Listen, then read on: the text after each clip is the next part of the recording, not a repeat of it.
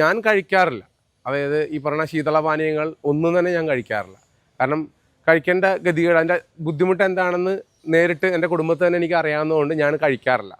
കഴിവതും നിങ്ങളെല്ലാവരും അത് നമുക്കിപ്പോൾ പോയിട്ട് ശീതളപാനീയം നിരോധിക്കാനൊന്നും നമുക്ക് പറയാൻ പറ്റില്ല. കാരണം ഗവൺമെൻറ് നിരോധിക്കാനൊന്നും നടക്കുന്ന കാര്യമില്ല. എത്ര ടാക്സ് കിട്ടുന്നത് നിരോധിക്കില്ല.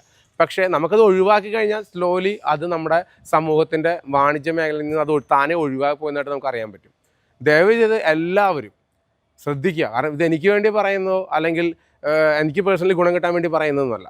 എല്ലാവരും ഈ ശീതളപാനീയങ്ങൾ എന്ന് ഉദ്ദേശിക്കുന്ന കോള ഉൽപ്പന്നങ്ങളെല്ലാം എന്തു തന്നെ ആയാലും കുപ്പികളിൽ വരുന്ന സാധനങ്ങൾ കഴിവതും ഒഴിവാക്കുക. കുട്ടികൾക്ക് കൊടുക്കുക പോലും ചെയ്യരുത്. ഞാൻ നേരിട്ട് മുംബൈയിൽ വെച്ച് എനിക്കൊരു അനുഭവം ഉണ്ടായിട്ടുണ്ട്. ഒരു 4 വയസ്സുള്ള ഒരു കുട്ടിക്ക് പെപ്സി പേര് പറയേണ്ടി വന്നു. കൊച്ചിന് വേണമെന്ന് നിർബന്ധം. അവൻ നിലത്ത് കിടന്ന് ഉരുണ്ടിട്ട് അവൻ്റെ അമ്മ മേടിച്ചു കൊടുക്കുകയാണ്. അവനത് ഇരുന്ന് ഫുള്ള് കുടിക്കുകയാണ്.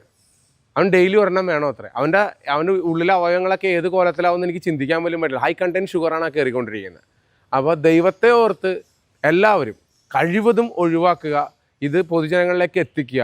കാരണം ഇതിൻ്റെ ദൂഷ്യഫലം ഇന്നൊരു കുപ്പി കുടിച്ചു, നാളെ ഒരു കുപ്പി കുടിച്ചു, ഇത് കുടിക്കുന്ന പറയുന്നത് പ്രശ്നമാണ്. വെച്ചാൽ ഒരു തരിയാതെ ഒരു കോട്ടണിൽ എടുത്തിട്ട് നമ്മൾ ഒരു തുരുമ്പുള്ള ഭാഗത്ത് തുടച്ചു നോക്കിയാൽ തുരുമ്പ് ക്ലീനായിട്ട് പോകുന്നത് നമുക്ക് കാണാൻ പറ്റും. ആ സാധനമാണ് നമ്മൾ കുടിക്കുന്നതെന്നും കൂടെ ആലോചിക്കണം.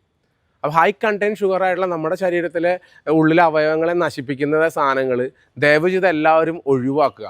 ഇത് സിഗരറ്റിനേക്കാട്ടിലും എന്താ പറയുക മദ്യത്തിനേക്കാളൊക്കെ ഭയങ്കര പ്രശ്നമുള്ള സാധനം തന്നെയാണ്. പക്ഷെ അതിനെതിരെ ആരും പരസ്യം കൊടുക്കാനോ അതിനെതിരെ ആരും ബോധവൽക്കരിക്കാനൊന്നും ആരും നടക്കില്ല. പക്ഷേ ഇത് പേഴ്സണലി അനുഭവം ഉള്ളതുകൊണ്ട് മാത്രമാണ് ഞാൻ നിങ്ങളോട് പറയുന്നത്. ദയവ് ചെയ്ത് എല്ലാവരും അത് ഒഴിവാക്കുക. ഒരു കാരണവശാലും കുട്ടികൾക്ക് അത് കൊടുക്കരുത്, കൊടുത്ത് പ്രോത്സാഹിപ്പിക്കരുത്.